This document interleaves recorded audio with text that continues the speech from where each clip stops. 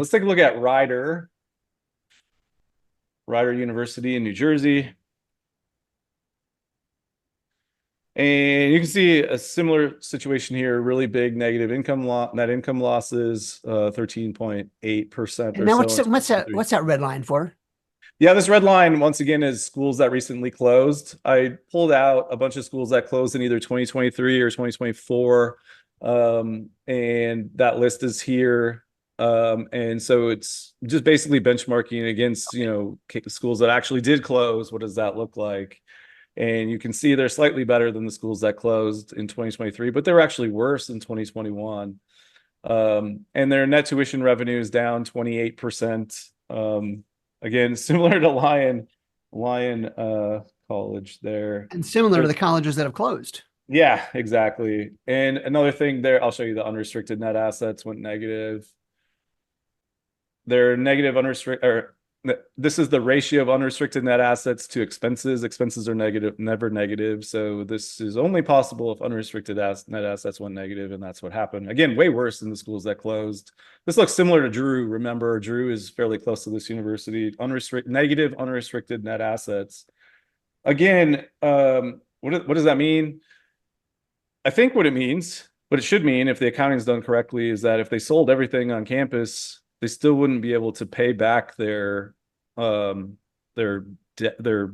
creditors with unrestricted funds. They would have to use restricted funds, and I think legally it's yet to be settled whether that's going to be an option.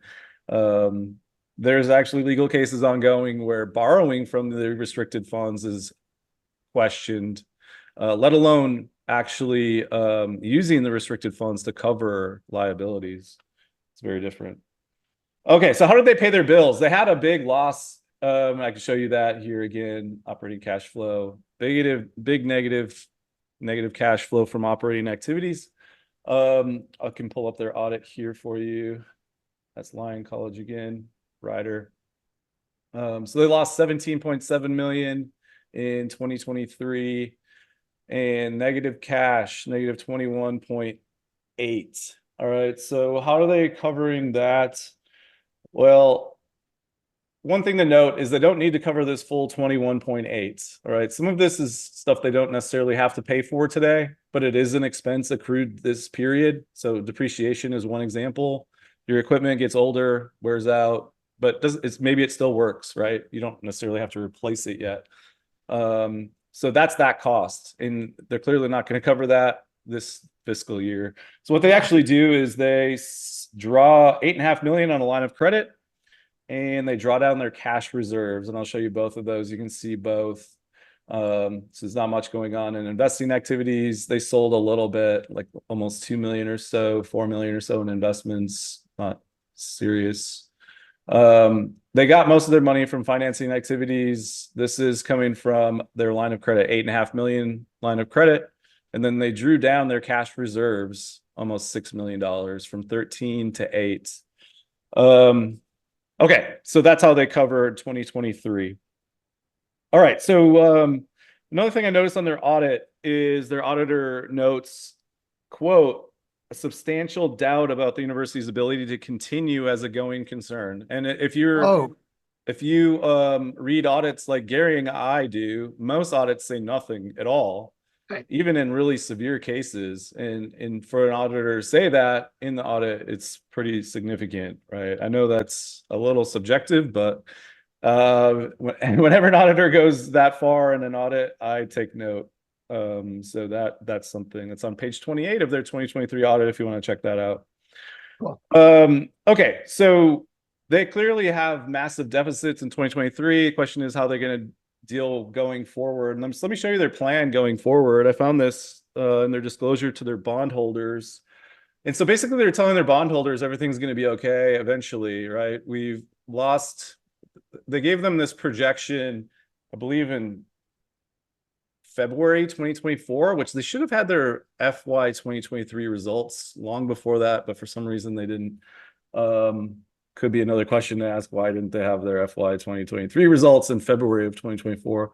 Anyway, they're pretty accurate. They actually lost 17 here, not 16. But their projection going forward is to cut that in half and then go balanced. within 2 years. And this is what they're giving again to their bondholders. Is that delusional, Matt? Yeah, that's what I was going to get to. It's like, I mean, I want to give them the benefit of the doubt, but take a look at how they're expecting to achieve this. A lot of it's coming from a $4 million growth in net tuition revenue. And I'll show you the trends on that, and we'll talk a little bit about what will have to happen for that to be true. The thing so you can see a little bit more of what they're expecting to happen. They're expecting enrollment to be pretty steady, it looks like. They did increase their sticker price a little bit, so you'd expect this to go up even with constant enrollment. But the thing that concerns me is I don't see a lot of cases where schools are reducing the financial aid package for current students. Oh, yeah. And they're talking about a substantial reduction in financial aid here in 24, over $4 million or almost $4 million. So the question is that only going to be on freshmen? It's not clear to me. I mean, again, if I were a bondholder, I'd want to ask a lot of questions about exactly where they're getting these numbers, because these are projections. I don't know how they make the projections, if they're actually basing it on real enrollment numbers and what the students are actually paying. I suspect it's not, and I'll show you why in a second. But notice what they're expecting by fiscal year 2026. We're going to get to 90 million in net tuition revenue somehow, and 162 from just the sticker. Severe, like serious reductions in the discount rate is what they're planning here, and then some continued cuts.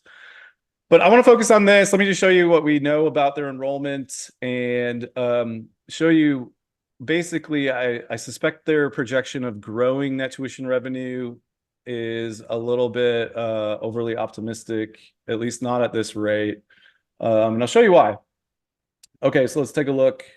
Actually, before I do that, let me show you this. I found this. This is their fall 2023 incoming class, right? So they had 804 freshmen and 219 transfer students come in, and the article is basically saying this is an amazing number, right? It's 27% higher than fall of 2021. And the president says they're excited to witness such incredible growth, right? So this would be comforting to a bondholder. And when I read this, I was like, oh, that's great. Let's take a look. Let's take a look at put this in context of where they need to be to meet those targets, and in their historical context. So first of all, let's take a look at that freshman class. By the way, before I drop out of this is their FTE enrollment over the last 12 years or so. No sign of this turning around, right? It has flattened a bit, so maybe they are doing some things correctly here at the end. But let me show you their freshman class and their transfers. Oops. This is on my paid app that I make, and I do report as well. But new first-time students, here we go. Okay, so what did they say? 200 or 800, right? 804. Was that what I had? 804, I think is right. So it is better than their previous two freshman classes, right? 779 in 2023. The problem with it is basically 2022 is a complete disaster. Only 632 freshmen. But here's the thing that, again, I want to hammer this home.